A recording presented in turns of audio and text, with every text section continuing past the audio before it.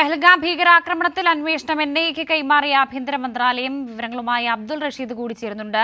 റഷീദ്, ഈ കൂട്ടക്കുരുതിയെ പറ്റിയുള്ള അന്വേഷണം വിവിധ അന്വേഷണ ഏജൻസികൾ അന്വേഷിക്കുമെന്നുള്ളൊരു വിവരം നേരത്തെ ഉണ്ടായിരുന്നു. ഇപ്പോൾ എൻഐഎക്ക് കൈമാറിയ ഒരു സാഹചര്യമാണുള്ളതല്ലേ? പഹൽഗാം ഭീകരാക്രമണത്തിൽ അന്വേഷണം എൻഐഎക്ക് കൈമാറിയിരിക്കുകയാണ് ഇപ്പോൾ ആഭ്യന്തര മന്ത്രാലയം. പാകിസ്ഥാനെ ഒറ്റപ്പെടുത്തണമെന്നും അന്താരാഷ്ട്ര സമ്മർദ്ദം ഉണ്ടാക്കണമെന്നും ഇന്ത്യ വിദേശ രാഷ്ട്രങ്ങളോടൊക്കെ ആവശ്യപ്പെട്ട ഒരു സാഹചര്യം കൂടി ഉണ്ടായിരുന്നു.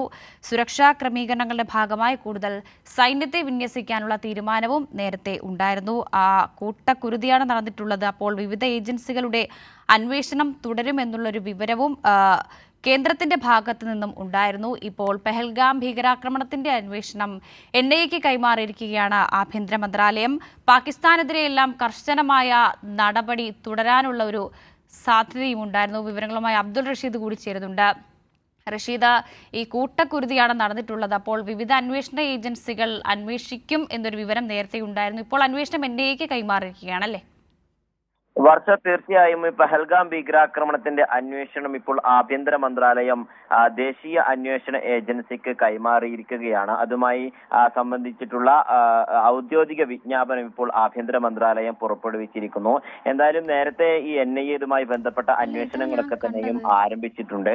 ഈ ആഭ്യന്തര മന്ത്രാലയം ഇത്തരത്തിൽ ഔദ്യോഗികമായ വിജ്ഞാപനം പുറപ്പെടുവിച്ചതിന് പിന്നാലെ എൻഐഎ ഇനി ഈ കേസ് രജിസ്റ്റർ ചെയ്ത് അന്വേഷണം ആരംഭിക്കുമെന്നുള്ള കാര്യമാണ് ഇപ്പോൾ ആഭ്യന്തര മന്ത്രാലയം വ്യക്തമാക്കിയിരിക്കുന്നത്.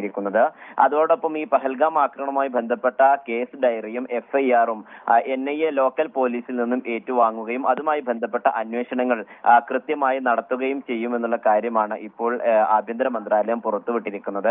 എന്നാലും നേരത്തെ ഇതുമായി ബന്ധപ്പെട്ട് പ്രത്യേകിച്ചും ഈ ഭീകരാക്രമണം നടന്ന പിറ്റേ ദിവസം മുതൽ തന്നെ ഇതുമായി ബന്ധപ്പെട്ട അന്വേഷണം എൻഐഎയുടെ ഭാഗത്തു നിന്നും ഉണ്ടായിട്ടുണ്ട്. പ്രത്യേകിച്ചും ഈ മേഖലയിൽ എൻഐഎ സംഘം എത്തുകയും കൃത്യമായിട്ടുള്ള പരിശോധനകൾ നടത്തുകയും ചെയ്തിട്ടുണ്ട്.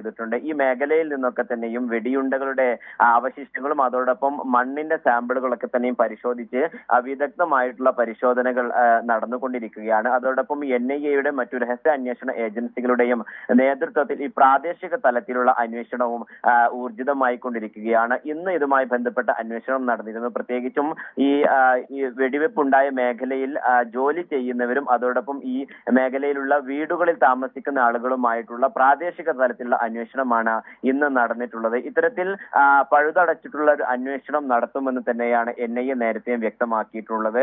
എന്തായാലും നിലവിൽ ഇപ്പോൾ ഈ അന്വേഷണം കൃത്യമായി ദേശീയ അന്വേഷണ ഏജൻസിക്ക് കൈമാറിയിരിക്കുന്നു എന്നുള്ള ഔദ്യോഗിക വിജ്ഞാപനമാണ് ഇപ്പോൾ ആഭ്യന്തര മന്ത്രാലയം പുറത്തുവിട്ടിരിക്കുന്നത്. ശരി റഷീദ്, പഴുതടച്ചുള്ള അന്വേഷണമാകും ഉണ്ടാകുക. ഇപ്പോൾ പെഹൽഗാം ഭീകരാക്രമണത്തിൽ അന്വേഷണം എൻഐഎക്ക് കൈമാറിയിട്ടുണ്ട്.